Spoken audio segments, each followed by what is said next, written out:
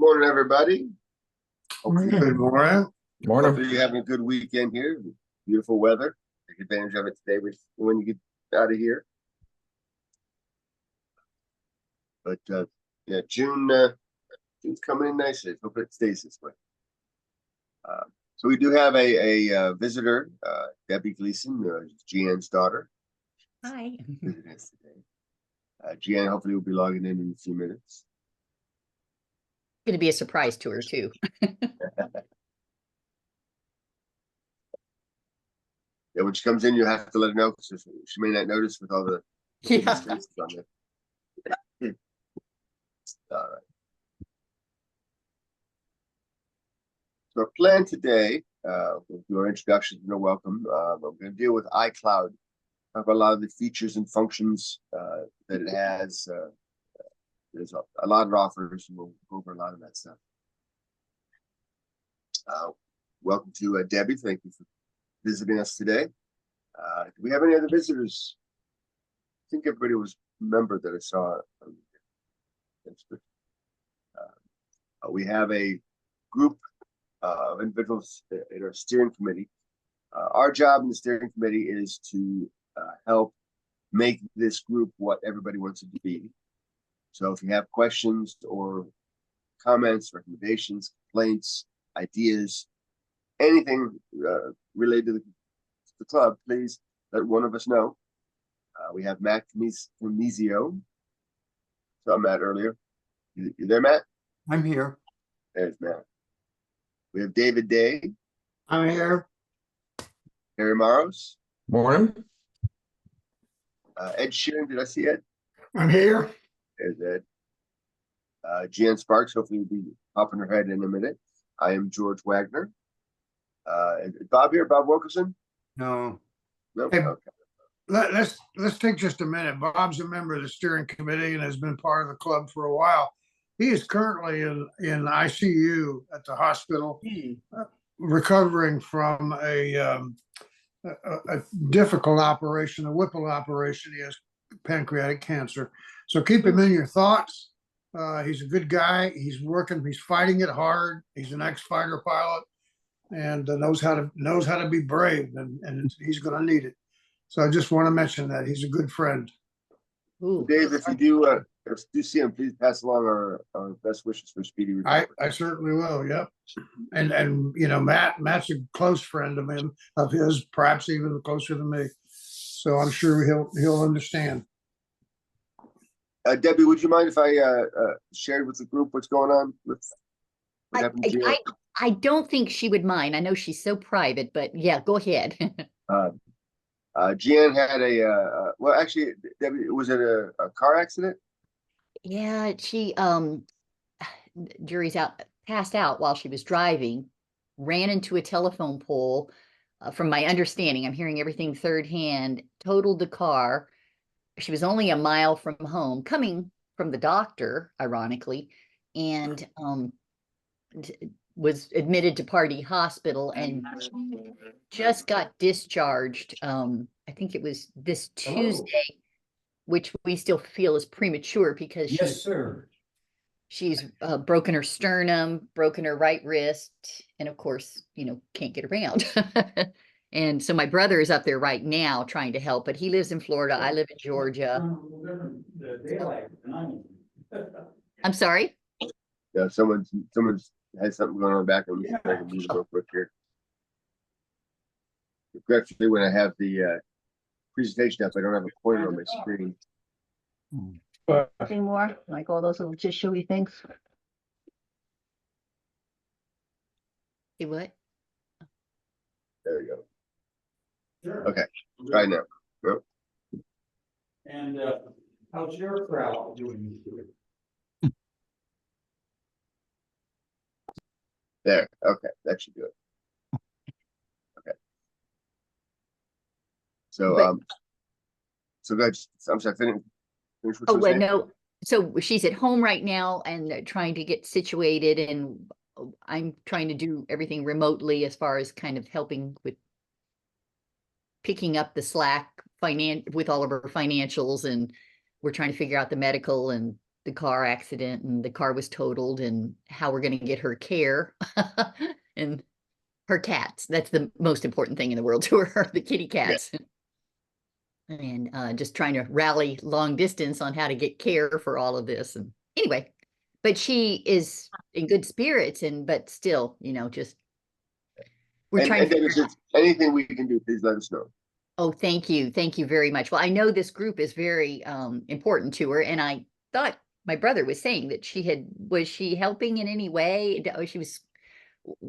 Yeah, she was doing the newsletter and membership. Like I said, we were talking about this earlier. I'm going to talk to the steering committee, see if we can find someone else that can step in and help out with that.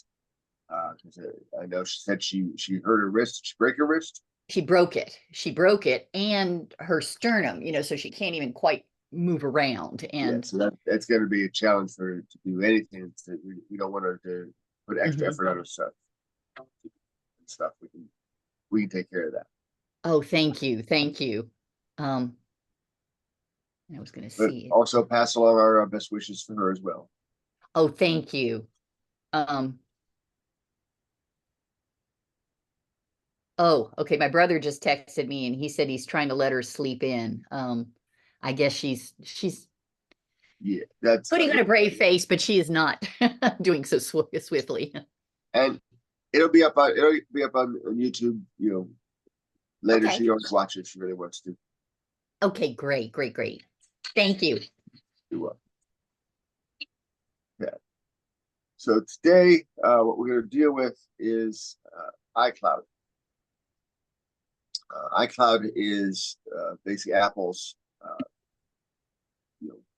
cloud-based storage and synchronization. We're going to go into a lot of the particulars of what it offers. One of the biggest things it does is synchronization. It lets your contacts, and reminders, your calendars, email, let that all sync between each other. Let your photos synchronize between your devices.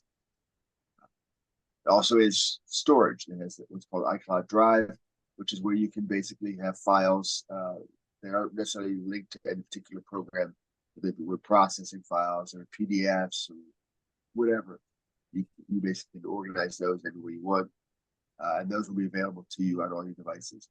They will sync to your computer automatically, but they will be available to your iOS devices and can be downloaded as needed. Again, we'll get into a little more detail on that. You can use iCloud Mail. New feature called Hide My Mail. We'll talk about that. That can be very, very handy. Security and privacy options that it provides. Backup for your iOS devices. And it has some web apps. Let's start with the synchronization.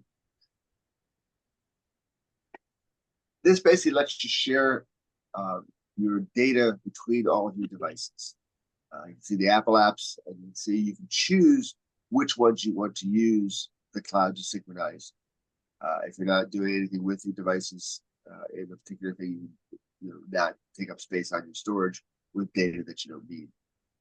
But you can synchronize your bookmarks in Safari. You can synchronize your passwords, which is a wonderful thing.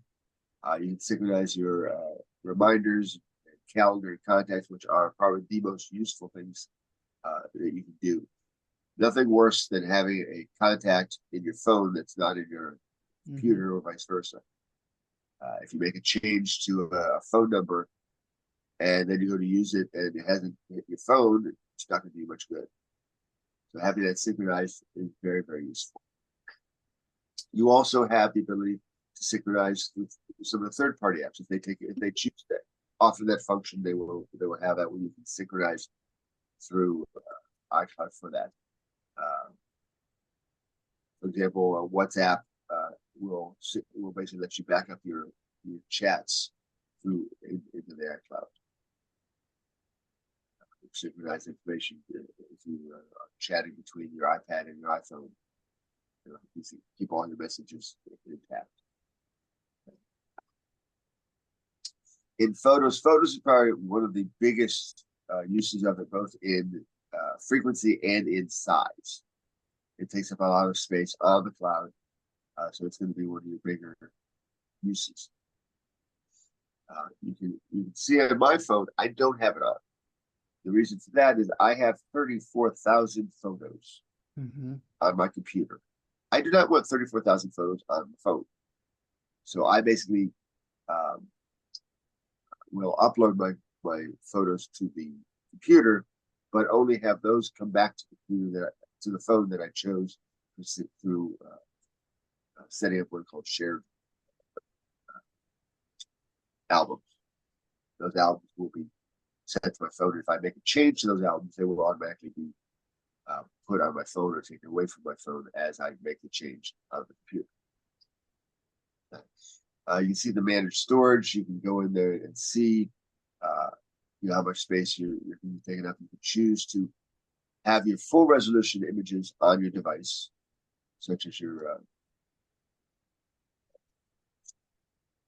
iPhones and iPads and computers, or optimize it.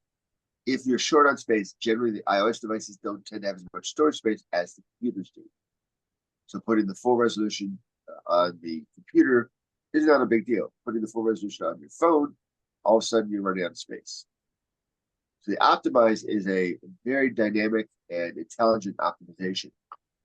It puts a file that is big enough that you can view it on the phone and without any problem.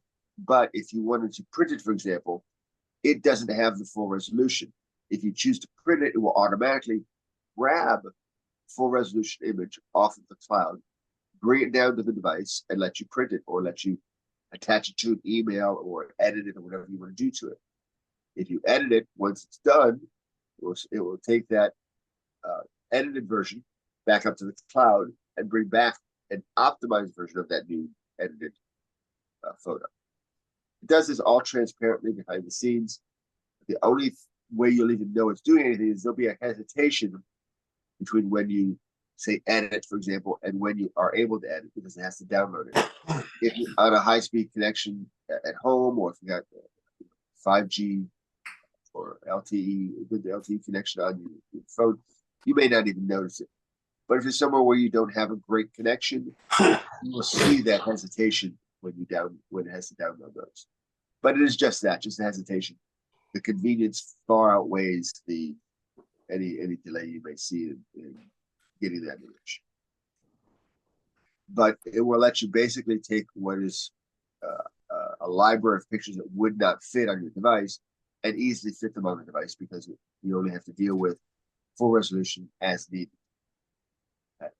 If you have a phone or an iPad that has plenty of space and you choose to, you can put the full resolution on those devices.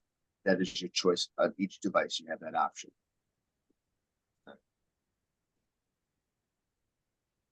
Shared albums are wonderful because when you create a shared album, it is actually in the cloud, so that those photos can be accessed from any of your devices. They don't necessarily have to. Those images don't have to reside on the device, but they're accessible through the shared cloud. It also lets you send a link to that to anybody.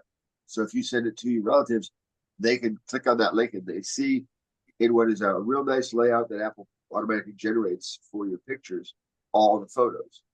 They can click on any photo and see the full resolution. They can download it if they want. They can make comments about it. They can do all those things just through any web browser on any computer. And you basically just send them a web link. If you haven't played with shared albums, they're very useful. Whenever I had vacation pictures, I picked the ones I wanted, I put them up there, I'd send a link to my parents. They could then see all the pictures of the kids playing on the beach and do whatever we're doing. George, I only recently discovered that Apple will actually build some beautiful albums for you with music. Yes. And apparently they're using the beginnings of AI to go through and collect photos without any guidance from me. They put together related things in a very beautiful way with music. Yeah. I was impressed. Yeah, they call it memories. And in the memories you have based on location or a day or different activities, they will pull together some nice ones. And then once they've created that, you can go in there and say, hey, let's add these two pictures, take these pictures out. So you can tweak it But Okay. right off the bat, you will get a very nice little presentation of all your pictures from that event. It's very nice. And you can actually save that as a movie if you wanted to.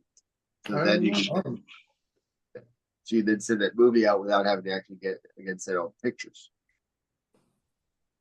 Very, very neat picture. And one thing that I didn't go into in this, because we're talking about the iCloud aspects of it, but if you haven't played with the search in photos, Apple has been talking for years about creating a self-driving car.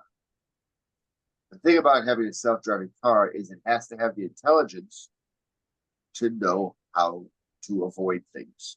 So it has to be able to identify objects.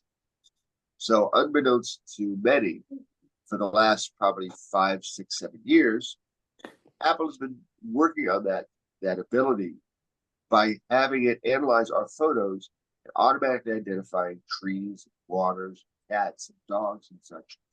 So you can go to your photo library right now and do a search for maple tree.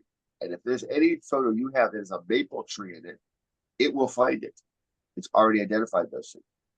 You look for water, you look for cats, dogs, cars, whatever. It's already gone through and analyzed your pictures for objects like that so that you can identify it. And that's it's a win-win because it lets us find pictures that we know, oh, we had that picture in front of the Christmas tree. So I type in Christmas tree. I have 2 pictures of my 34,000 that have Christmas trees. Boom. I'm down to 34,002 by just typing in the word Christmas tree. So it's really good. And then it allows Apple to test out the ability to identify objects so that if they ever do come with a self-driving car or software for self-driving car, it can avoid the person on the bike or the tree or the deer or the dog, whatever it happens to be in the middle, in front of the vehicle. That's a very cool feature. All right, so next. The big thing on a lot of things, you see this phrase a lot. It's available from any internet-enabled device. I can log in on any computer that's connected to the internet with my Apple ID and password and have access to everything in the cloud. The contacts, the calendars, the iCloud Drive, all of it. So it makes it very, very easy to get the things I need, even if I don't have any of my devices. Even if you don't, if you're trying to access from a PC? Doesn't matter. Okay, cool. And I'll get to one of the other features I'll get to towards the end here is the web apps. That's Okay. very Ah, all right. The storage. iCloud Drive basically is Apple's version of storage. It's like Dropbox or Google Drive or OneDrive by Microsoft. It's basically cloud-based storage. And what you have is you have the sync this phone option you can see on the right there means that anything that's in the iCloud Drive is synced to this computer. So if I add something on my phone to the drive, it's automatically in the computer. For example, I took a bunch of these screenshots while I was in Ohio, doing my work up there. I didn't have my computer with me, but I had my phone. So I took all my screenshots. I saved them in a folder on my iCloud Drive called Presentation. Sit down in front of my computer, and there's the folder called Presentation with all my pictures in it, waiting for me because they're synced automatically. Okay.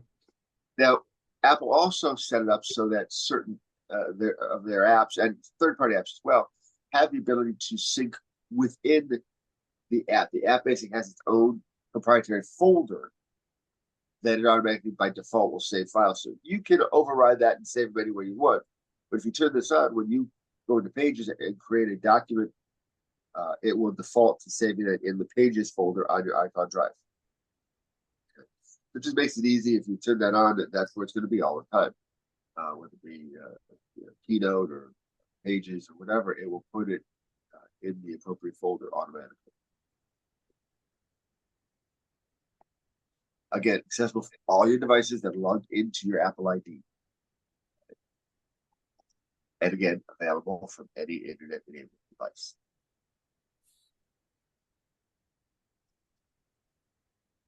Now, mail. Mail is an option that you have to choose whether you want to do it or not. There's no requirement to have an Apple-based email. I know Google, has a big deal. You have to have a Gmail account to have a Google account. You do not have to have an Apple account, an Apple email account to have an iCloud account. You can use any email address as your login. If you choose to, you can turn this on. You can create your email address as long as it's available, of course. It will be at iCloud.com, but also that will work as at Mac.com. And if you're like me and have been hedgers for a while, you can also do the me.com. I believe the me.com has been dropped because it was back from the mobile me days, but I love it because it's simple and short. Makes it easy for people to remember. So you can create your own iCloud email address. Okay. You also can create email aliases. Now, on the free account, you are limited to 3. If you have one of the iCloud Plus accounts, which we'll get into a little bit later here, you have, I believe it's unlimited number of aliases. What that means is you can create a different email address, but it will still come to or forward to whatever you choose. You can see where it says default email address. That's where it's going to go. And you can basically give that email address to somebody. Maybe you don't want them to have your email, but you need to provide it to. You can give them that email address. Anything they send will come to you in your email. Anytime you reply to one of those emails, it will appear from whatever that email address is. So it gives you the ability of having another account without having to have the hassle of setting up another account. Auto reply, if you'll be out of the office on vacation, where you have to set it up to automatically reply to any emails that come in. You can set up what are called rules. So you can have it come in and say, okay, anything that comes from this person, I want you to automatically put it in this folder and reply to them with this statement. There's a whole slew of options you have. You can organize, reply to, forward to, whole bunch of different options that you can play with.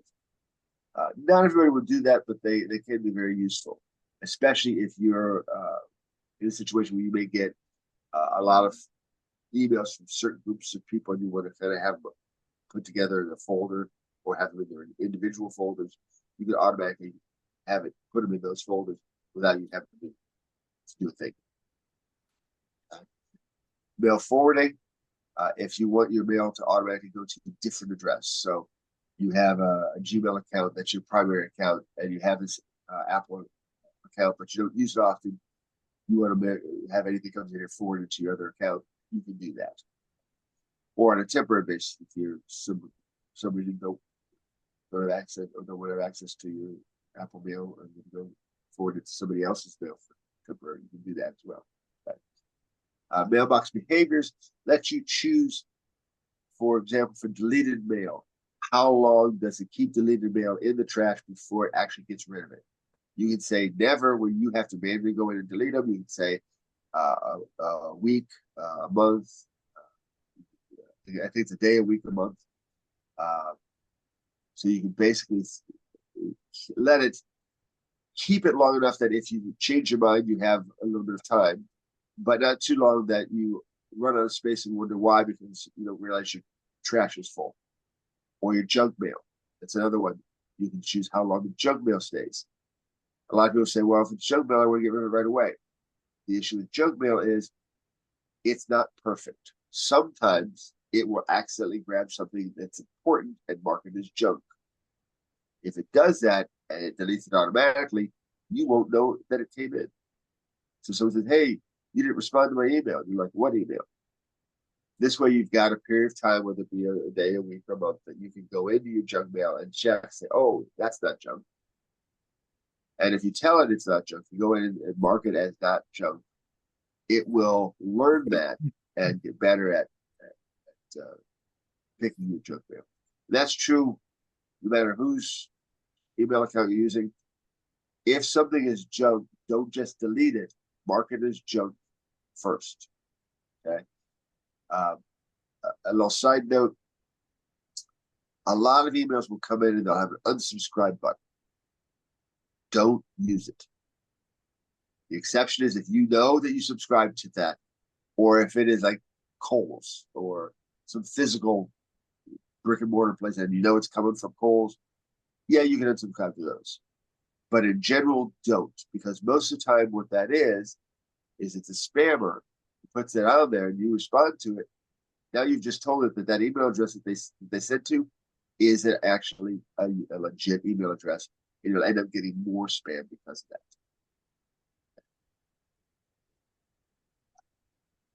So Can the I ask security, sure.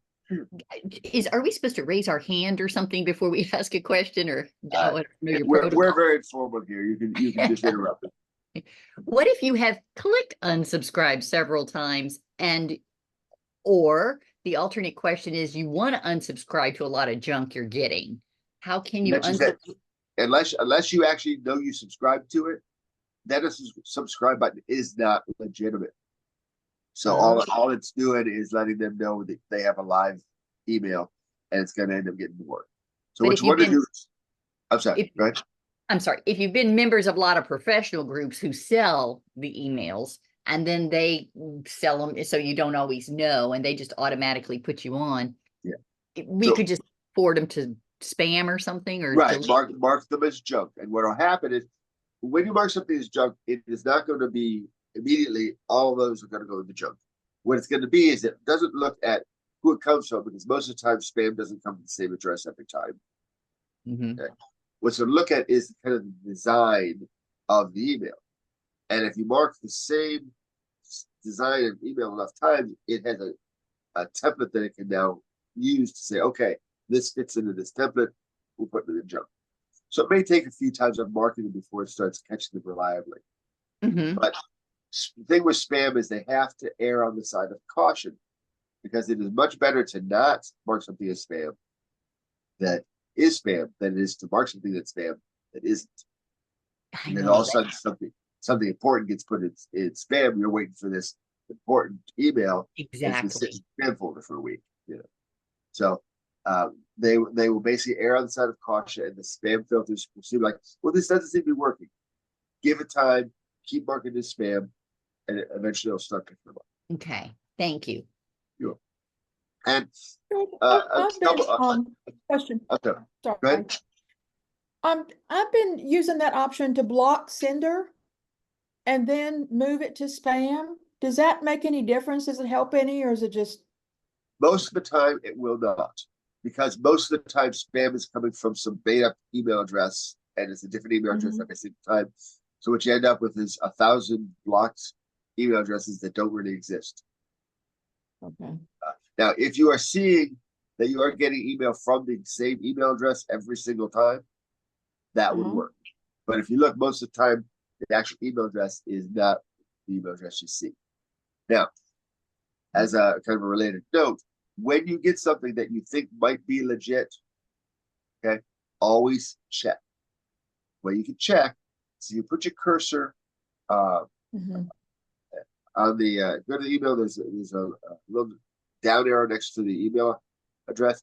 If you click on that, usually it's not even the email address. It'll have somebody's name, some company name. That's just a label. I can put anything in that label. I could put an email address in that label, so it looks like it's a legitimate email address. But you got to look underneath the label.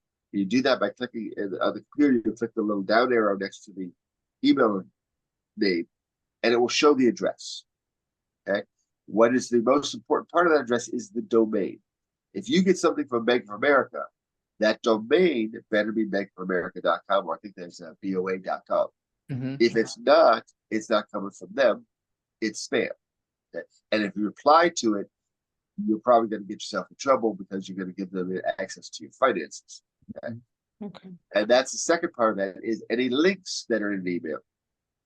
If you put your cursor over the link, don't click on it, just put your cursor over the link, it will then do what's called a tooltip, a little pop-up that will show the actual link. It may be totally different then the link that's showing, or the link may be a button, a name.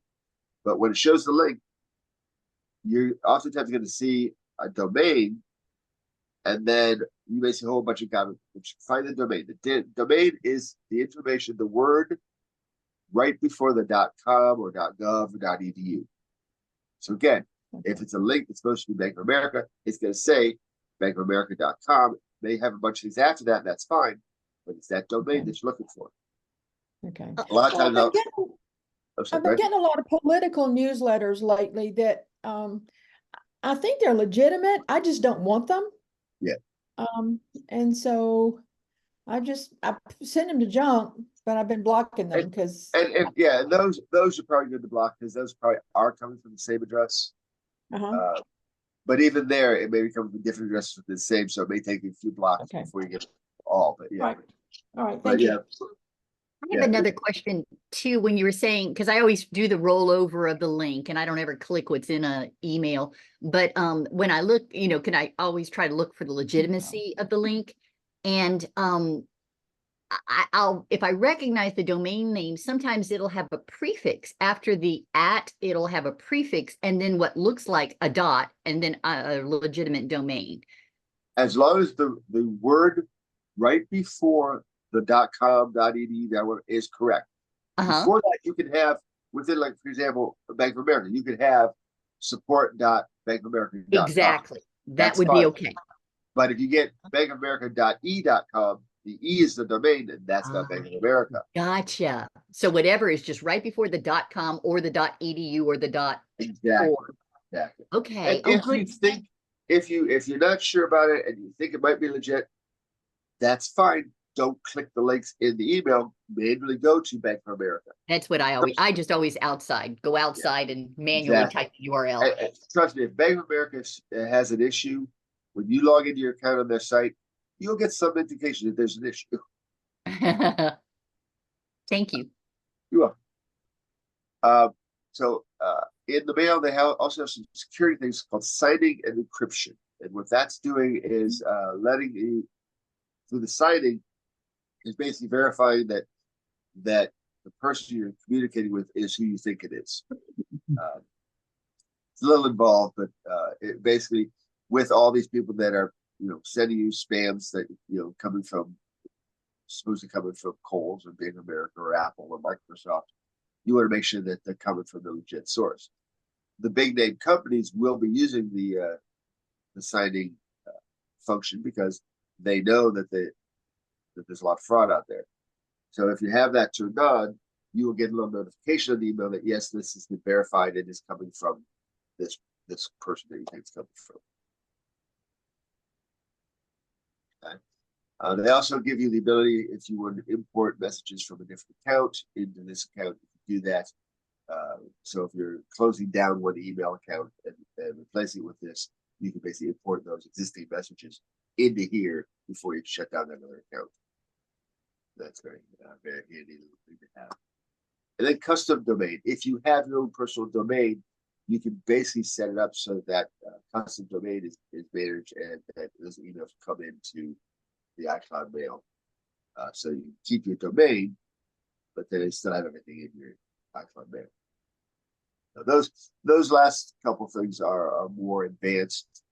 Most people probably won't use them, but for those people who need them, they are nice to have. Okay. Any questions? George, when you say import, are you talking about setting up additional accounts in mail? No, that's one of the features I like best. Is that you could. But let's say you have a Gmail account and you decide you want to get rid of the Gmail account and you want to create this mail account. This is going to be your primary account. Well, if you delete the Gmail account, any email that's up on their server is still there. You're not going to have access to it anymore. So yeah, but I set up different accounts in my mail to have it all in one place. I have several Gmail accounts. I have my wife's Gmail and iCloud accounts. Yeah, I have and that's fine. Accounts. What this and is they all dealing show with, up, and they all show up in mail. Yeah, is what I like. And what this is dealing with is if you decide you don't want one of those accounts, yeah, but you want to get all the mail that's currently there out of it, you can import that mail into this new account, into your iCloud account, and then delete that other account. If you Right. keep both accounts, set them both up, and they'll just appear as two line items in your mail program. That's great and fine. But this is Yeah. if you decide you want to get rid of an account, but you want to get all the mail that's in there out. So you can import that mail into here if you choose to do that. And that is one thing Ed kind of touched on here. You can have in the mail program, you can have multiple email accounts. You can have a Gmail account, you can have Hotmail, Microsoft account, school accounts, doesn't matter. But all of those can be accessed and looked at and managed in one program, whether it be Apple's mail or Google's mail or Microsoft's mail, doesn't matter.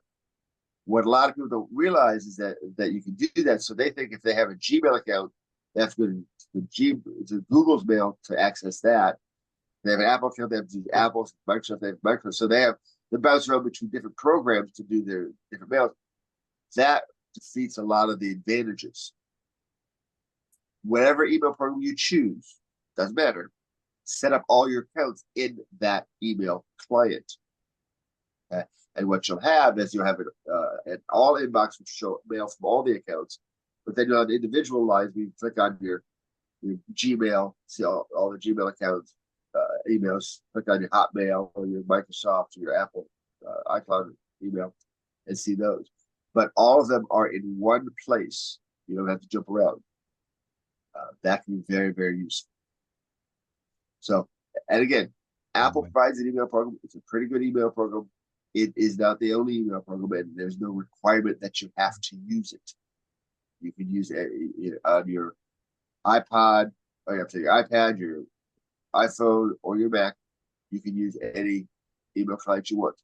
You would use Google's mail on your iPhone, download it and use it. That's fine. But what you want to do is also put in your school account, work account, and your as well as your Gmail account. Put them all together in one place. All right. So next we have hide my mail. This is one of the neatest things. If you've ever done something where you want to go some site and you need to create an account, but you don't want to give your email because you know they're just going to send you stuff. Okay. So what you want to do is you create the login and you choose to hide my mail. So what it does, it creates this random email at iCloud.com that is linked to your account and will anything sent to it will come into your account. Anything that you send that email will be in your sent box. So for all intent purposes, as far as you're concerned, it's just like any other email that you get. But here's the neat part. At some point, you may decide, you know what, I don't need this account anymore. I don't want this anymore. So you delete the account. You can then delete that email and break the link. So anything that they send to that email from that point on does not come into your inbox anymore. They don't have your real email. They've got this one that's linked to it, and you can break that link at any time and no longer get emails from it. If they sell that email address, you start getting spam on that email address, you know who did it, you can break that email address, the spam goes away. You no longer get spam because it's going to an email address that you're no longer linked to. So it's really a very neat function. It's kind of like aliases, but it's automatic. So I would definitely recommend if that option pops up and it's something that you don't necessarily want them to have your email address or don't really see a need for them to have it, do the hide by email. And then you can choose where that email is forwarded to once it's been created. By default, it'll go to your Apple mail, but you can choose where that's going to go. As I said, if you delete the login or it breaks that link, you no longer get email from them.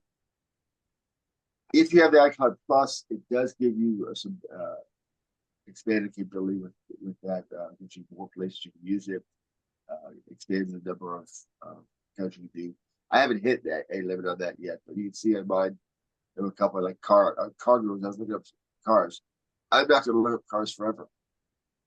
I look up cars when I need to, and if I start getting too much from them, I'll just go in there, delete that. Boom, no longer get emails from them. Some of the Yahtzee game again. I just want to play the game. I don't care about getting stuff from them. They start sending me George, do we create the email or does Apple create the email? with the hide my email. It randomly will create the email for you. With the aliases, you can create your own specific ones Okay. you can choose. But they wanted to make the hide my email a no-brainer. You just choose, you just Okay, check it. that's what I thought. Okay.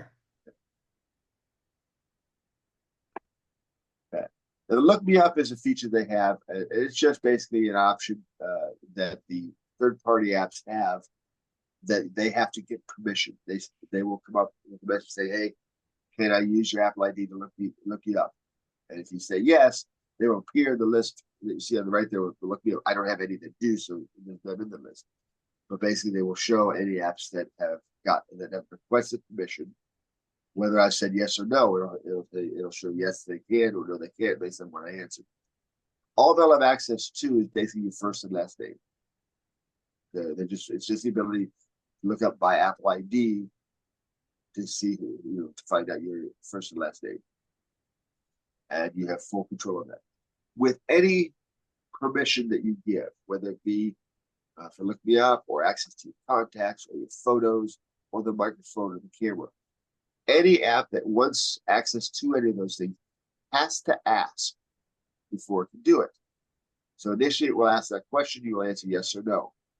If you decide to change that answer, it won't ask again, but you can go into the privacy settings and change your answer from yes to no or no to yes. So if you say no to microphone, and all of a sudden you're going to do something in the app and say, "Oh, we need access to the microphone to do that." You say, "Oh, that's why you need it. That makes sense. I would give you access to that, go back into privacy and do that." If an app asks for access to something and you don't see a logical reason why it would need it, say no. You can always go in and change it. Okay. The example I always give is before Apple put a flashlight within the operating system of the iPhones and iPads, there were apps that gave you that function. Problem is, a lot of those apps were tracking your location, were tracking data about you, and sending it into the company that they were selling it. So anymore, if you install an app that's doing that, it has to ask for access to your content. It has to ask for access to your location. If you don't see a logical reason why it would need it, say no. If later you come up to an obstacle because you can't do something because you need access to the microphone and you said no to it, now I know why it needs it. Now it makes sense. You can change it. May I ask you a question? Of course. I see a lot of times when I am trying to access something and it's always asking permission, I say no, then I can't get into it. I just can't get into it then. Well, that's where you find out, okay, it needs it to do whatever it's trying to do.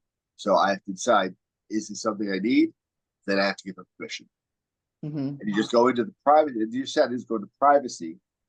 I And try then to you use can, strictly what's that? necessary cookies when I can. Oh, well, cookies are a little different. That's different than what we're talking about here. But with cookies are a strange conversation. There's a lot of valid reasons to have access to cookies. The problem is, there's also a lot more invalid reasons. Mhm. You'll usually have one of three options to choose from: yes, no, and manage. If they give you the manage, you can go in there and say, okay, I just want cookies from this site. Okay. What that means is that if I'm on apple.com, it's going to let Apple track cookies. But if I get something from a third party request, it's going to say no to that. Most of the time, that's ads like DoubleClick, which one of the big ads companies will do that, so they get more information, so they can be targeted ads, which Mhm. are both good and bad. But for people like me, I don't really care about the ads to begin with, so targeted is not going to be any better than non-targeted. But a lot of people say, of the mindset that if I'm going to get an ad, I mean, Let's at least make something relevant. And so they may like that. So there are valid reasons, but with cookies, third-party cookies or third-party sites having access opens the door for more of that type of tracking. So generally, if it needs to have cookies, usually this site is sufficient. And they don't need the third-party tracking. But a lot of times I just say no, and if it's a problem, then I go in and say for this site. What was that last part you said? I'm sorry. If I say no and it's a problem, I'll go in and to the manage and say cookies for this site only. A lot of them only give you the yes and no. So you have to just say no, it doesn't work. You have to just say yes and give access to everything. There's a lot of pushback from the companies like Apple against cookies because they were just arbitrarily just tracking everything. And so they put in a lot of the safeguards. The problem is that safeguards now bring up that question all the time. And it gets annoying to the point where people just say yes anyways. So I'm not sure that it actually ended up being all that helpful because people just got tired of having to make the decision. And I'm guilty of it too. So I'll go to a site and ask them, like, I don't have time to deal with this right now. Just that's fine. Yes. But yeah, it's one of those things. Cookies. A lot of the financial sites will need access to cookies because they use it to verify you are where you say you are, who you say you are, and where you say you are. All right. Backup. iCloud backup is only the iOS devices, but if you have an iPad and an iPhone, you can have it back up to the cloud. If you're like me and have the free 5 gigabytes, you probably don't want to turn your backup on because 5 gigabytes won't be enough to back up any of the devices. I back up my computer because I've got a 5 terabyte hard drive, plenty of space. So I can back mine up that way. But the convenience of backing up to the cloud is that you don't have to have access to your computer. You can do that from, back it up to the cloud as long as you've got internet access. You can have multiple devices backed up to it, assuming you have enough space in the cloud. Security. One of the biggest and most useful features is saved passwords. What that means is that once I log into a site, it'll ask me, do you want to save this password? If I say yes, it saves that information, so the next time it will log in fully automatically. Now, when I say automatically, it will require verification that you are you. And that is done either by a password, Touch ID, or Face ID. So if you've got your phone and it has a login, and it comes up and says, hey, do you want to use this login? And you say yes. You look at your phone, it verifies your face, and lets you do it. On the phones that don't have that, they have Touch ID, you can do that. Worst case, you type in your phone's passcode, and that will allow access to the saved passwords. But the convenience of that is just trust me, it's a godsend. You also have the option of syncing those passwords through all your devices. So if you save it on your phone, when you go to the iPad, it knows it's in the iPad and will let you use it. So you can also have it auto-fill credit card information. It's sync across all your devices. Now, advanced data protection. I'm going to go to a new slide on this. This one's a newer thing. It has some great pluses, but also has some minuses. The big thing is if you have a mix of older and newer devices. Advanced data protection. Hang on just 1 second. I need to blow my nose. Right back.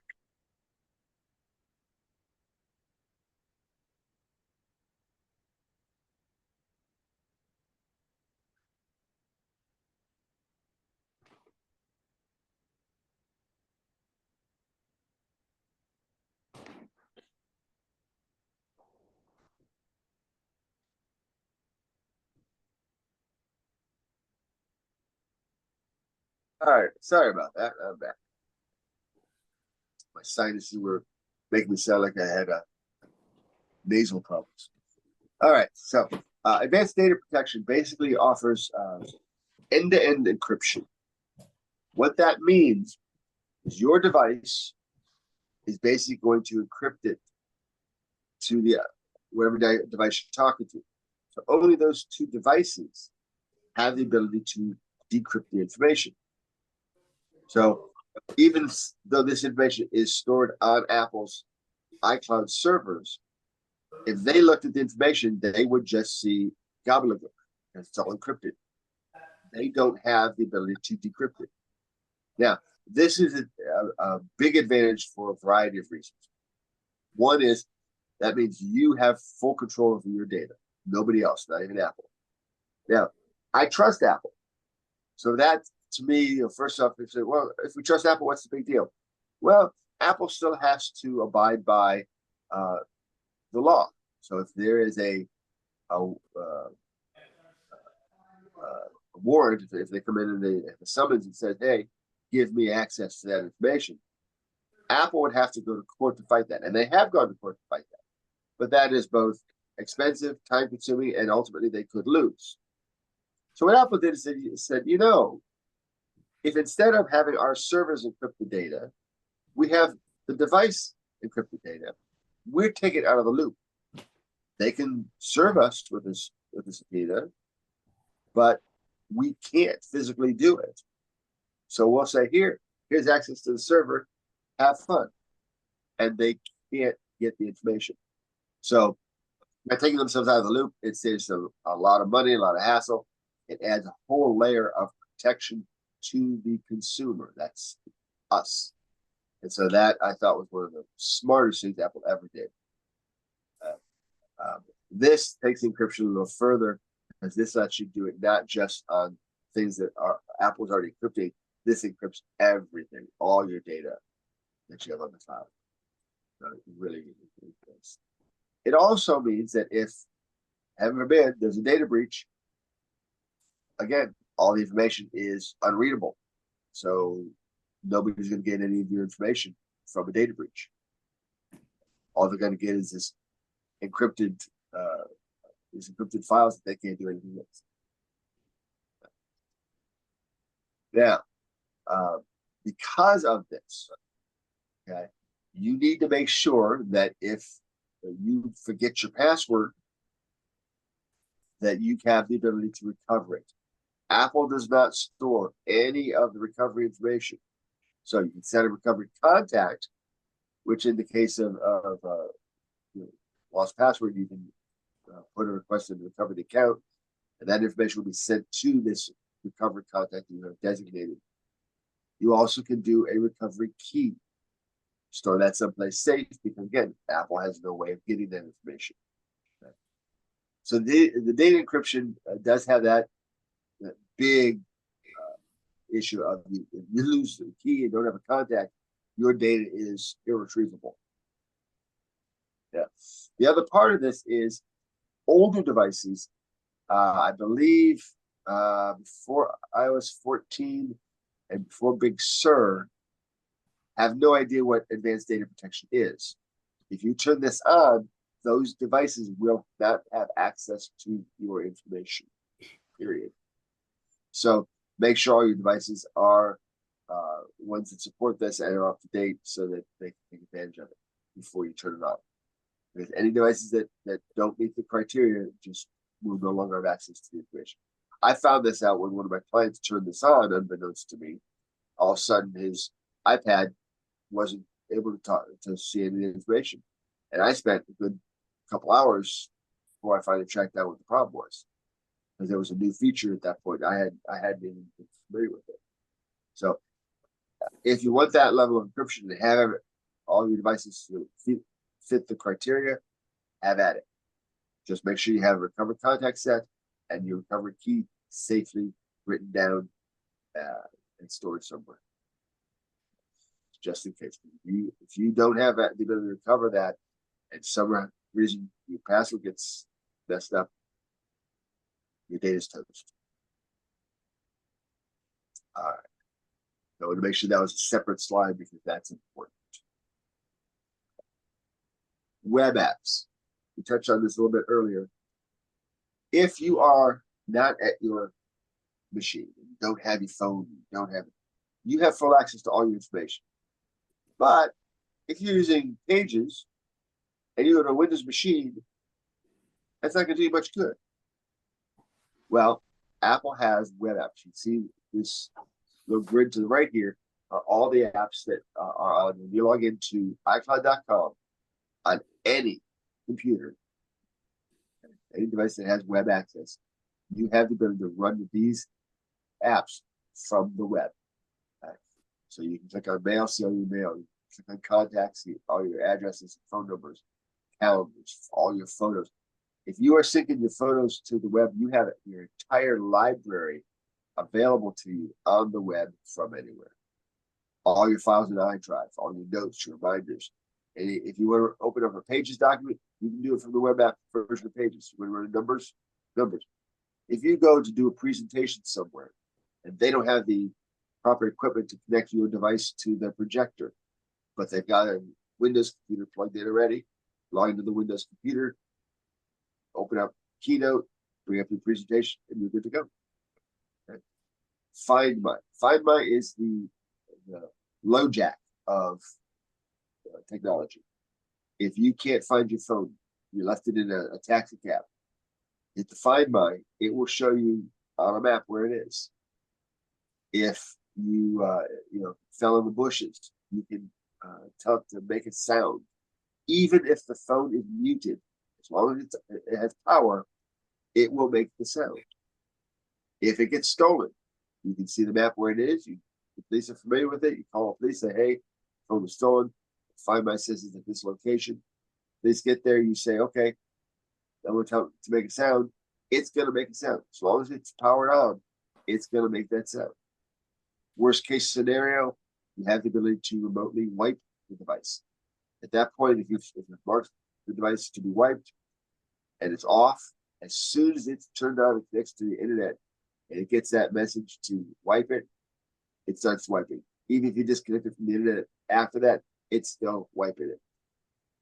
Several tech specialists have checked how well it wipes it. It wipes it completely.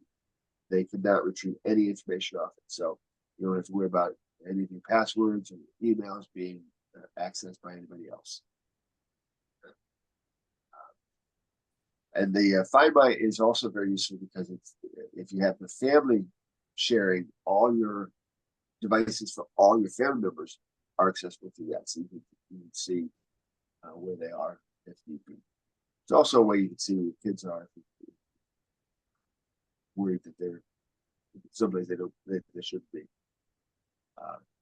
If you have AirPods, they will let you track the AirPods. They will also, the case will make a sound.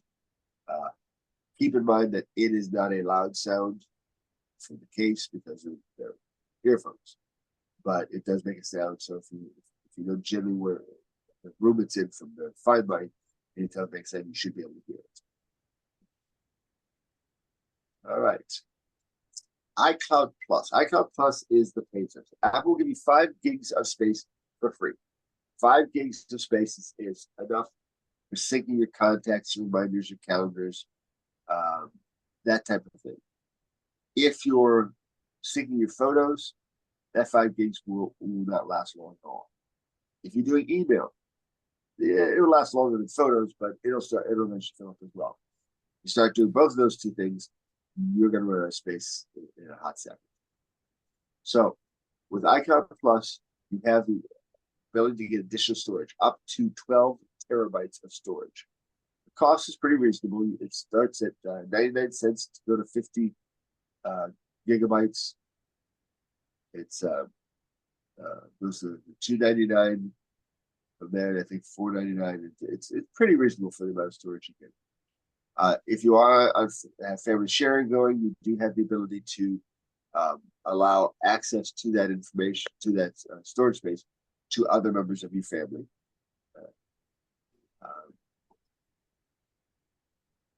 If you are on the iCloud Plus, you have the ability to do what's called private relay. Debbie, you talked earlier about VPN.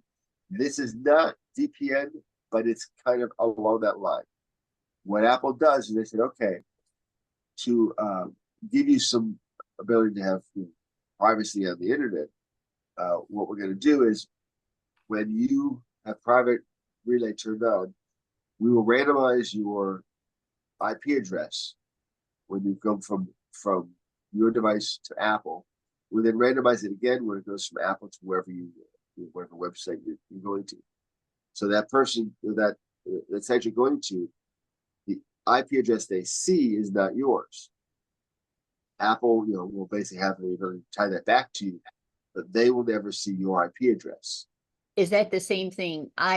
For my protection, I use the Norton utility and I use their VPN, and they're hiding my IP address and it's making it look like I'm in Denver versus Georgia.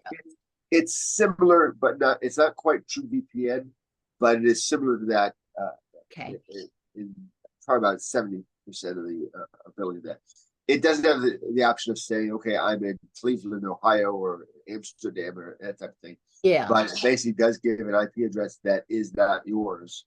Mm-hmm. But for all intent and purposes, works like it is yours, because they'll send the information that comes back to you. You send it to them, and the two sides don't necessarily know what the other sees. Doesn't care. Right. It just doesn't. It can't track you that way. May I ask a question going back to the additional storage or the storage with iCloud? Could you upload things that are in your Google files, like Google Photos, to it doesn't. iCloud? Yeah, the iCloud Drive is just that. It's just a storage. It's storage. You put anything you want in there. Now, if you go into you log into the iCloud.com, if you have a file in there that is not readable by any of the web apps, you can't do anything there. But the file is still there and it's accessible as long as you've got an application that can read it. So, and it won't convert it to all the Mac photos. It'll keep it's not format. iCloud Drive doesn't convert anything. It just stores it. Okay. Kind of like Dropbox? Yeah, exactly. Just like Dropbox, OneDrive, Google Drive, all same idea. Okay, great. Thanks. It's just a hard drive in space, Mm-hmm. in the cloud. Great. And that's the thing. All the cloud is somebody's server somewhere other than your house, and it's just storing the information. I did a blog years ago. I named it "Cloudy the Chance of Confusion," because that's what the whole thing with the iCloud, with cloud storage, is that there's so much people just don't kind of understand about it. And it can be so many different things. It's not just synchronization. It's not just data storage. It's not just backups. It's not just web apps. It's all those things and more. George, back to the relay, private relay. How do you engage that? Do you do it a one-time thing and it's that randomized? It stays with you all the time. Yeah. Basically, you just go into the iCloud settings and then you'll see private relay. You just enable it. Once it's enabled on that device, the IP address that people see is not the IP address that your device has, so they can't track you. They can't ping you. They can't do anything. And Apple basically acts as the middleman, so they can basically convert it. Take the information from point A back to point B, back and forth between the two. But if the site wants to use that IP address to track you, they can't, because it's not yours. Do they? Does it add to the access time in any measurable way? I haven't seen it. It was in beta for a long time. In the beta version, there was a little bit of a loss of speed, but I don't know if the final version has that same issue. Regretfully, I'm still in the free version, so I don't have that particular feature. Okay. And I plan on staying in the free version as long as possible. Cheap. I don't blame you. Yeah. But yeah, it is a very, very, between that and the hide my email, the very strong privacy things. The thing I've really been impressed with Apple is security and privacy have always been a big thing for them. And I tell people, if you want to know how secure and how anonymous or how private your information is, follow the money. If you Yeah, look at Dropbox makes its money selling storage. If they start selling data, guess what you're not going to buy from Dropbox? Storage. Okay. So you can affect their bottom line. Apple sells devices. All these things that we're seeing here are added value to make the devices more valuable. Okay. If all of a sudden they start using this to sell data about you, you're going to stop buying their devices. That's their bread and butter. That's where the money's coming from. Now, if you look at Google, their money comes from advertising. So they don't care if you about the apps. They don't care about your privacy. In fact, quite the opposite.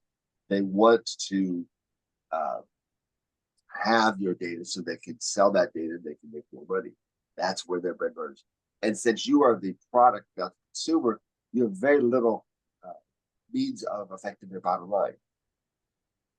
Okay, because Tide is their client. You'd have to basically stop buying Tide and let Tide know why you're not buying it. It's never going to be effective. But that's that's all good. You just got to follow the money. And again, if Apple makes the mistake of deciding to do that, it's going to get out. Once it gets out, they're toast. A good example is Avast. Avast makes virus and malware checker. Avast was ordered by the court and fined, it was like $12 million to stop selling private information about their clients. If a judge has to step in, they were doing it on purpose. I mean, accidents happen, breaches happen. As long as the company steps up and takes care of it, I'm fine. I understand that happens. But a judge had to step in and force this, which means they did it on purpose. They were doing it as a monitoring. I don't see any way that they will ever get my trust back. I will never recommend their product to anybody because of this. Yeah. And that would be the same thing if Apple ever did something like that, knowingly. They'd lose my trust. They'd lose a lot of people's trust. So that's what you're looking at. And I'm not saying that Google is necessarily a bad company. I'm a big fan of theirs, but the big thing is that they do this without. For the longest time, they did it without anybody knowing it, and now they still don't tell everybody what they're doing. But if you're willing, to accept the benefits of all their free software and free services, knowing that the price is your information, if that's the decision you make, that's fine and good. My issue is I want people to know that's the cost. It's not free. It just doesn't cost money. It costs information. If that's acceptable to you, great. Conveniences are there, and you'll benefit from those. I just want to make sure people are aware of what their options are. Okay. And let's see. Where there's I forgot what I was going to say. It'll come back to me. They also have in the iPhone Plus, they have expanded hide my email. It's available in more places and such. Oh, I remember what I wanted to mention. Google and Facebook have these really convenient things that said, hey, you can go to this new place, create a new account, and just use the sign in with Facebook or sign in with Google. So basically automatically creates the account and use Google information to create that account and get you in quick and easy. It's a convenience, but what they're both doing is expanding their access to your information, because now they have access to this new thing. Apple saw that real keen on that fact and didn't wanted to find some way to make it easy for people to have something else to choose from. So now you'll have notices sign in with Apple. Same idea, but Apple doesn't sell you information. They're just giving you that convenience and give you an option that doesn't go with your data. So if you want to use the sign in with Apple, you can do that. It will create an alias and kind of hide by email, create that email, set up the account, and you can go. And again, you can delete that account at any point and break that link to the email. for any of the people that are in home automation, the HomeKit secure video is very cool thing. A lot of the security cameras are cheap, but the problem is they have no place to store the video. So you end up having to pay so much a month to store your video somewhere. HomeKit secure video basically allows you to use your iCloud storage to store your video. So basically, you already pay for your iCloud storage. You don't have to pay any extra to use your secure video from HomeKit. So it's a really cool way to take advantage of the security without necessarily having just another monthly expense. Okay, so now we'll just open it up for questions. It could be on iCloud or it could be on anything else. George, I got a quickie. How do I, if I'm using a backup facility, I'm tracking my bicycle rides every day. And every once in a while there's a glitch and for some reason I don't ride or it doesn't do a backup. And I have not yet learned how to take a backup from iCloud and put it into the app such that the app can access and basically restore the database that app is using. How do you do that? What does backup do for me if I don't back up the whole drive?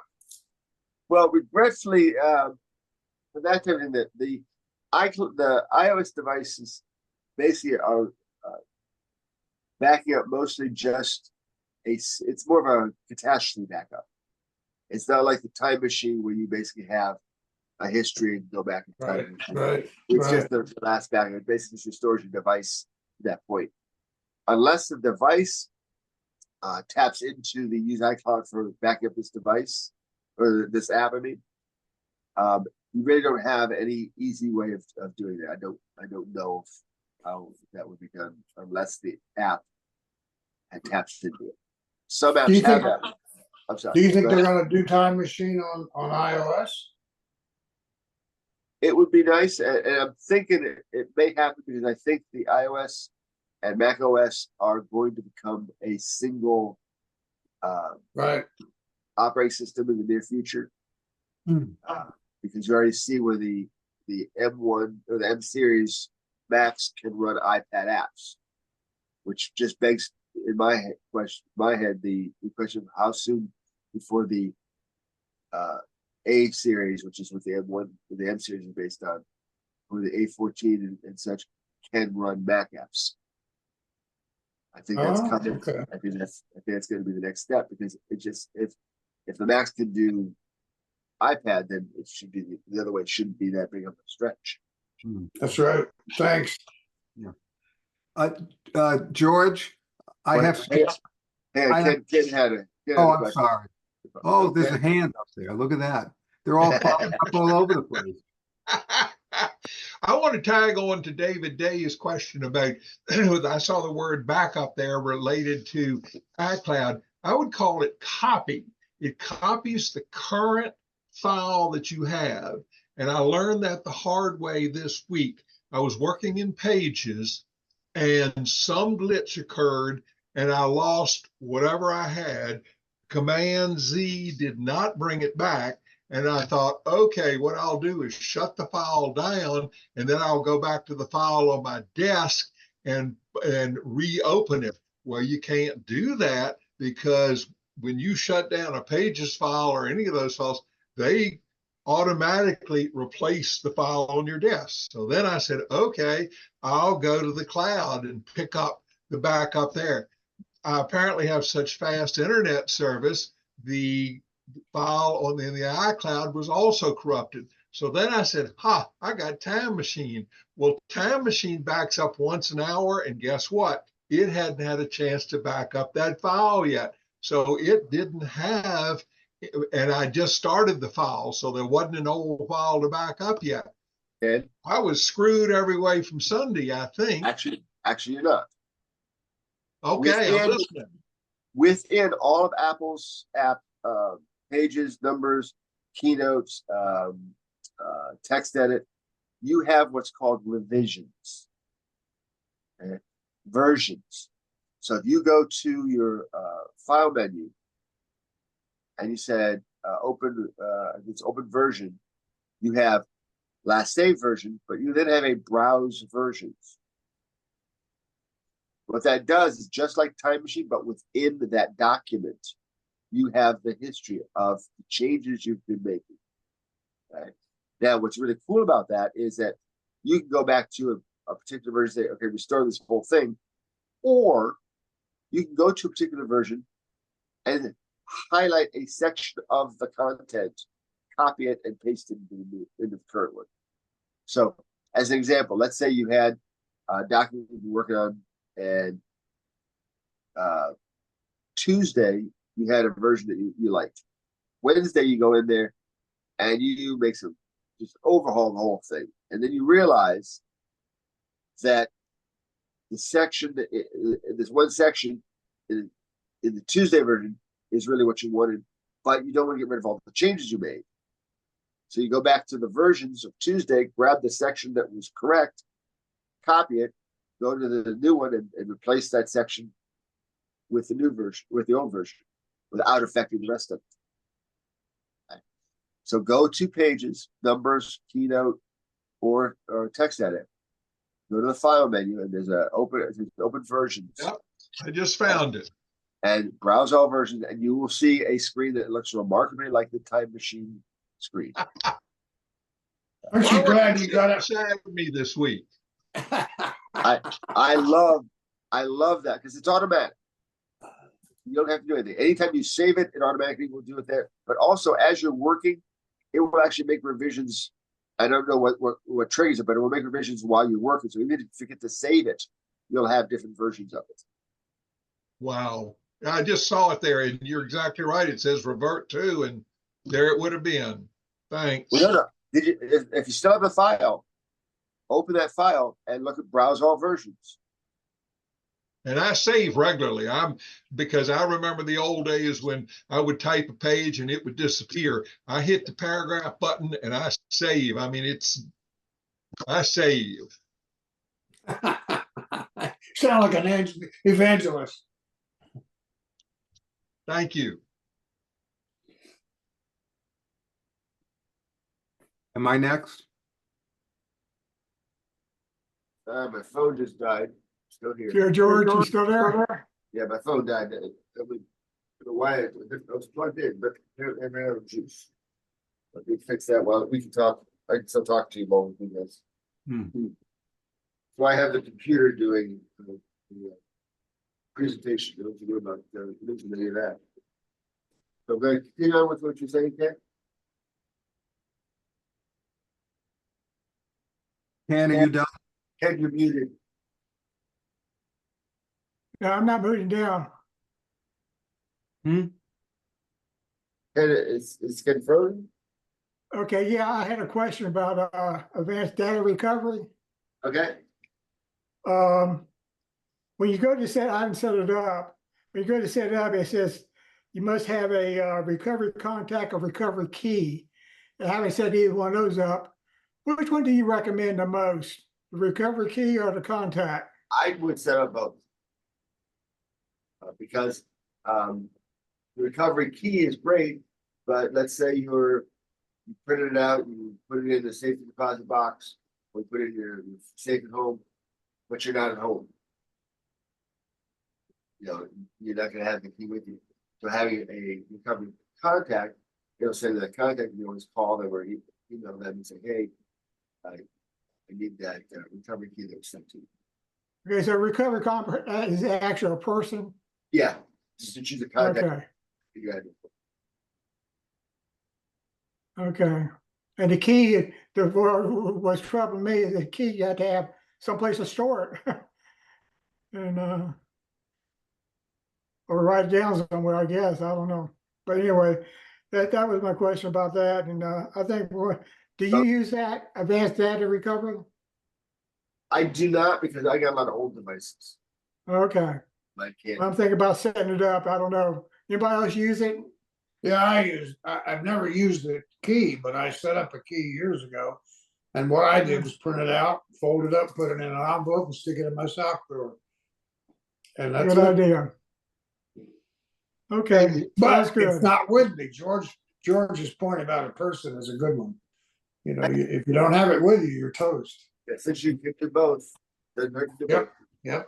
Yep. Hey, Ed, this is Ken here. I got on your comment. I have a legacy contact, which is slightly different because I'm at an age where if I pass, I want my executor to be able to get in the computer. And apparently a legacy contact key is similar to the key we were talking about. George, can you comment on that? Yeah, legacy contact is basically if you pass, that person is given access to your Apple ID and everything's linked to. That's what the legacy is to allow somebody to get access to your stuff without you having to go through the hassle of taking your death certificate to the bank, taking death certificate there.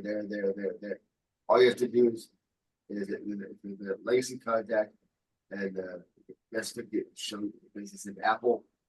That opens up the Apple ID, which has access to all the same passwords, which has access to all the financial websites and all that information.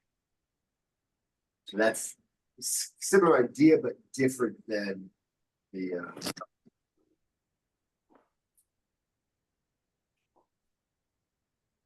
Sounds good. I think I'm going to set it up and try it, see what happens. Okay, Matt, you got a question? Yes, sort of a public service announcement. I've got an iMac, an M1 iMac. You know, I got a couple years ago. For people that that aren't familiar with it, the accessories, the keyboard and the mouse no longer use batteries. You plug them in. There's a supplied cable to charge them up, and the keyboard, I keep the charging cable plugged into the computer all the time. The other day when I got on, I discovered that my mouse was down to 44% and the keyboard was down to 87%, which was ridiculous because the keyboard is always should be 100 because it's always plugged in. I have an external cable to charge up the mouse because the mouse connection to charge up is at the bottom. And when you have the cable in there, of course, you can't use the mouse. So anyway, I can take the mouse, I could charge it on another charging device. Anyway, after trying to charge the mouse, I discovered that it hadn't budged a bit. And neither had the keyboard. So I checked on the internet, I didn't see anything about it. So I pulled the old tried and true method. I disconnected the charging cable from the back of the iMac and the device, either the keyboard or the mouse. And then I plugged them in and I kept the computer going because I wasn't sure that they would be charging up if the computer was shut off. I always have it in sleep mode, all right? So it turned out that this Fix-It is like everything else, like your modem at home. It fixed all the problems. Instantaneously, the keyboard now registered 99 or 100%. And I took the cable off, plugged it into my mouse, left the computer on, came back 20, 30 minutes later, it was all charged up. Now, the thing that bothered me was that my screen was on the whole time. So question number one, if you shut off your machine, will it charge up devices that are plugged in? No.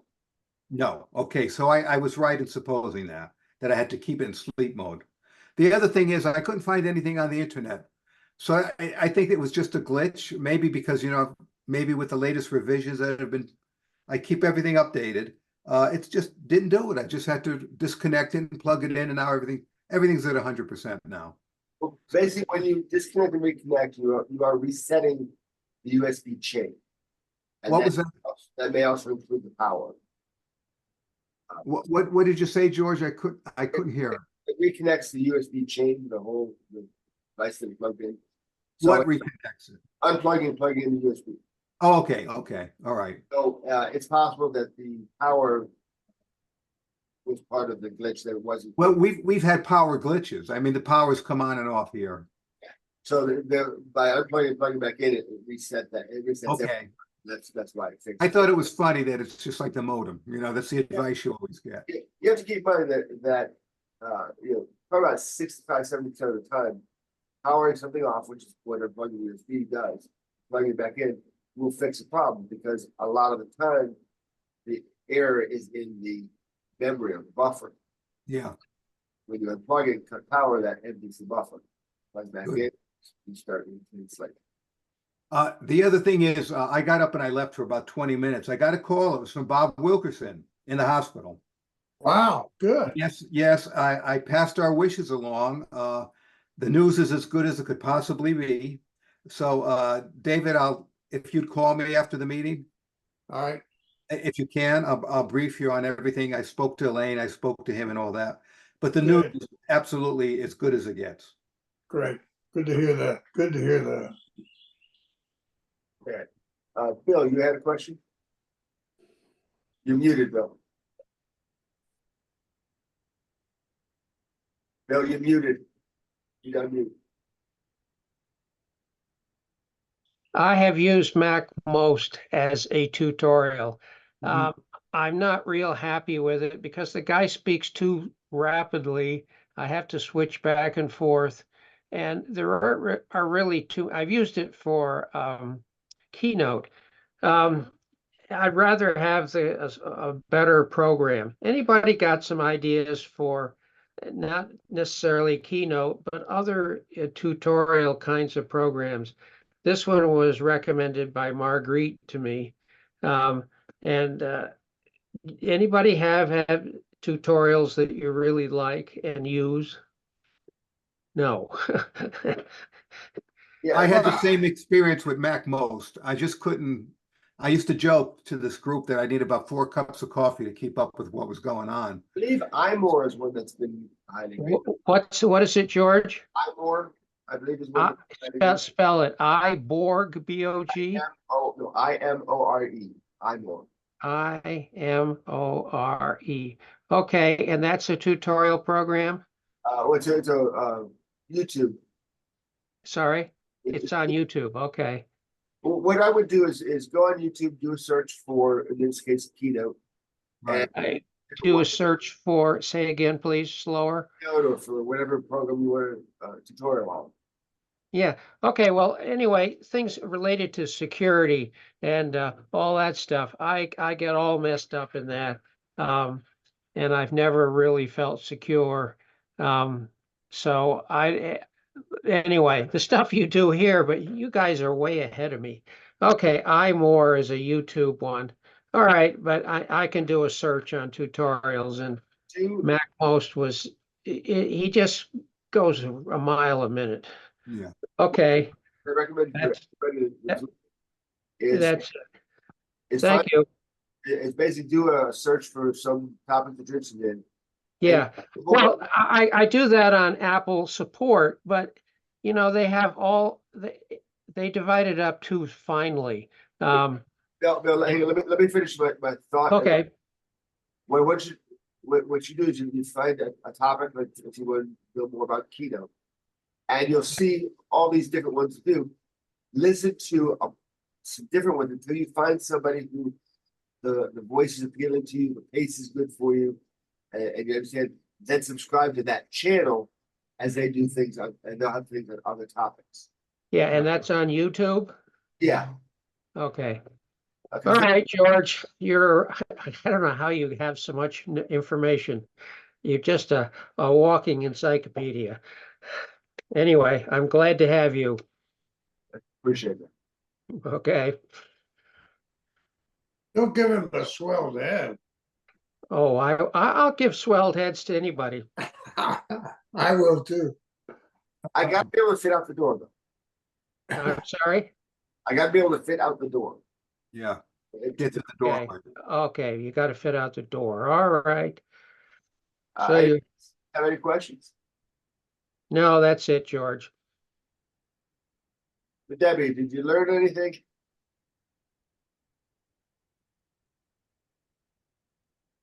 I don't think she heard you. Yeah. Hey, this is Yes, Ken I did. again. Thank you. I wanted to sorry. comment on what Bill was saying. I wish there was a way we could get together, some of us, like for an hour or something once in a while. I'm struggling right now with pages, trying to determine whether I want to continue to use word processing or page layout. And I get the technical differences, but I'm really struggling with it. You know, if somebody knew that, I'd love to meet them for a half hour and let them show me a way around. Just saying, don't know how it would work, but it's something that would help me, and maybe other people have questions that I could answer anyhow. I bet we could organize a discussion group and meet over at Terry's place. He's got a gorgeous facility. I was really blown away when I saw it. But it would be ideal, you know, to do exactly what you're doing, where we could sit in the room by ourselves, this group that was interested. Maybe we announce the topic in advance. And then we keep track of the people coming, and we meet over, we schedule it with Terry and meet over there at his place. And I think I agree with you. I think we get a lot done very specifically. Getting together like you and I have done in the past at a coffee shop soon, with all the background noise and everything else going on, devolves into something less intense technically. So I think that's a great idea, Ken. Yeah, I'd be happy to do it. Y'all welcome anytime you want to do it. Thank you. Sounds- Ken, I was gonna say, Ken, I've sort of helped people before, and what happens is, you know, I always show up with my iPad, and whatever I can't answer, I'll search and I'll find YouTube videos that'll show the thing. So yeah, I'm for it. Yeah, the YouTube does a good job of that, but it's not user specific enough for me. I get in there and yeah. So David Day, I like what you're saying. I think we ought to consider that. Sure, Okay. no problem with me. Well, have somebody come up with a topic, and then we'll take names. I don't know if we need to take names. I think if we could have 2 or 3 of us agree that, and Terry had the time available, I think that would be an ideal thing to do. Yeah, and I don't mean to be selfish, but 2 or 3 is kind of about the right number. If we get 5 of us, there'll be more than I one agree. conversation. Well, maybe you're right. Okay. Well, we could have a discussion group and limit it to a number of people. That gets into problems of exclusivity and that sort of thing. But I guess we could just play it by ear. We lost George in the process. George, are you still with us? No, he's there. Oh, okay. I didn't see it. It's got all the fancy stuff's down. What do you think of this idea, George? Sounds good. How about if we did it every other month? Well, I mean, this right now, what I've just proposed, you know, very, very loosely, is I guess would be considered separate from the regular TMUG meeting plans. So this would be just an ad hoc meeting that we announce to a group of people who are interested. That's a good idea, I think.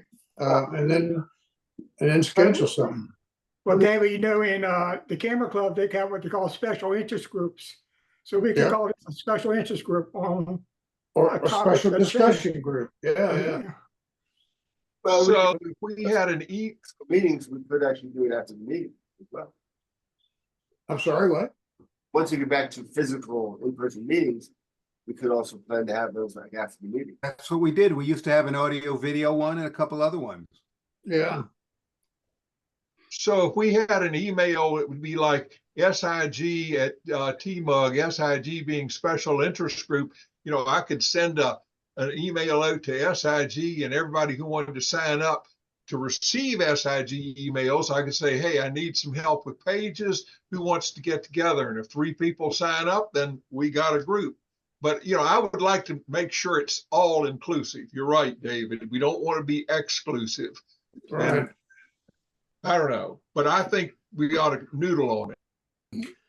Well, I was going to suggest, since you brought it up, maybe you could send out that email. SIG. You'd have to coordinate with George. George is the only one who has access to a complete membership list.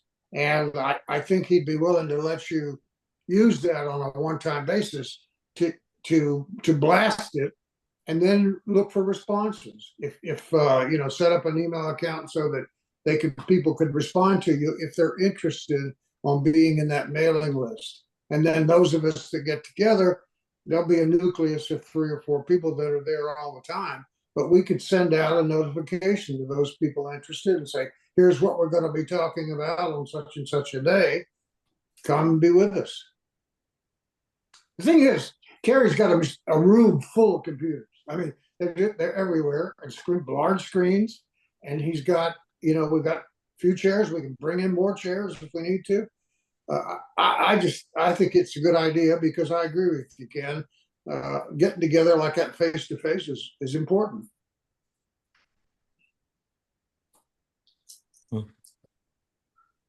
Well, okay. So I guess I'm the only one talking. Ken, how do you feel about that? Do you feel willing to take that responsibility? Yeah, I was going to say with the emails that George sends out, like we just got, if I hit reply all, does that send it to everybody, George, or because everybody is BCC'd, it doesn't work? I don't know. We do BCC so that everybody's privacy is. Yeah, that's the thing. Yeah, we've never allowed just anybody to get access to the list. So you'd have to communicate with George, and I'm sure you guys can set it up. Plus, somebody to reply to to something that's sent out to the whole group, and then actually do reply all, then everybody's getting all these individual messages all the time. It's going to get really annoying. Yep, it can be. So we can put a form on the website or some sort of link on the website so that people who are interested, it would go to a separate list. So whatever y'all want to do, but since I'm administrating the website, it'd be easy to add something like that without actually interfering with the the generic test, listing of all the members. That's a good idea. I like that idea. We put a link to that form in the newsletter. Right. Yeah. Right. And hey, start.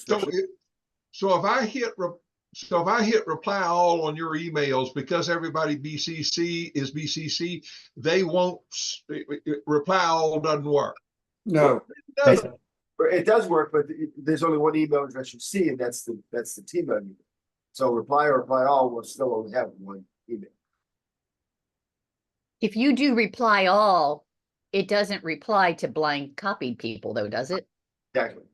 Right. Okay. So, I was going to say, oh my God, does it? It's reply all. It's going to have the same effect as if you reply because there's only one email that it sees. I mean, good. It's only going to reply to what you can see, right?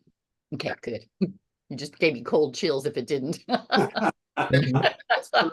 one of the big things I tell people with emails is the difference between carbon copy and blind copy is, do the people you're sending to need to see the responses? Exactly. They're going to be sent.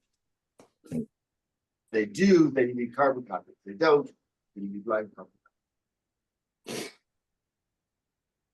Well, Terry, if you'll set up that group in the on the website, that'd be great, man. And if you'll do it, I'll admin it or keep up with it and try to organize a discussion. Okay. Yeah, I'll see what I can do, and maybe just do one subject amongst the group here, and we'll see how it works, and then y'all can decide if you want to change venue, change days, change times, all that fun stuff. And let's how's that sound, Ken? Once you get it, send me the link, and then maybe we should put it on the Facebook page as well. Good idea. And if you're looking for a topic, I start with Pages because I use Pages very heavily, and there's all kinds of things that I encounter that I can't explain. I love it. Okay. And Ken, I think a quick answer to your question posed earlier. Basically, if you're doing like letters or books, which is primarily text, occasional graphic, word processing fine. If you're doing something where you want to be able to move things around on the page layout. Yeah. Yeah, you need to see what I'm doing. I have tried page layout where I put 4 or 5 pictures on a page and put some copy around them, and then I start putting symbols on top of those pictures. And boy, if one thing moves, the whole page starts moving. It is not supposed to. And I'm sitting here saying, "Holy smoly!" So that's why I need a little guidance there. You're probably dealing with the word wrap issue. Yeah, I've played with that. You know, it's got a range and all that, and that's above my pay grade. I've been doing page layout since the early days when you had alternatives to Adobe PageMaker. Yep, that's right. That goes way back. Oh yeah, I had one called Ready Set Go that I loved. All this had was PageMaker, and there was Work What's Express, the- all those were great. And now it's InDesign, yeah. Adobe InDesign. No, For the- for me, it's Pages. The thing is that what you For have graphic artists, you need the Adobe, all the Adobe stuff. what you have in Pages is basically more powerful than those early page layout programs that really are. Mhm. Amazing. I mean, I can do things in Pages that those things can be better. And I don't use those programs. I'm on the Adobe and the Microsoft suite, coming from the business world. And so can you educate me? Pages is your desktop layout program, and Pages is word processing, page layout, it's word processing and page layout? both. And then Okay, you've got Numbers, which is kind of the Excel. okay, And then you've got Keynote, which is the PowerPoint presentation type software. oh, okay. So Uh, that Pages is both word processing and page layout, Right. huh? It's basically two modes. In word processing, it's based around basically a standard page. You got your margins and etc. Mhm. With page layout, there's really no defined area. You define the areas that you want. You get text box, graphic area, and moving around. So you have a box of text here, a box of text here. You can have whatever fits here. Mhm. That the rating will wrap into this next box. Hmm. Outlines. Yeah. And you can set up styles and, Oh, yeah. It's basically Word and Publisher had a baby. Mhm. Okay, thank you. Hey, Debbie, you just need to be around when we have our first gathering. I don't know how long you're going to be in town, but Well, I'm not actually. I'm in Georgia. Oh, Where are you in Georgia? The beauty of Debbie? virtual. Where are you in Georgia? Statesboro, Georgia, about 50 miles inland from Savannah. Oh, okay. So, That's a pretty but my area. mom, who I was hoping to see here today and surprise her, she's with you guys up there in Hendersonville. Right, right. And my mom and my brother's up there right now visiting her. So, but yes, this has been very helpful. If I can just drop in from now time to time, that'd be great. Keep that link. Sure. Good to go. Mhm.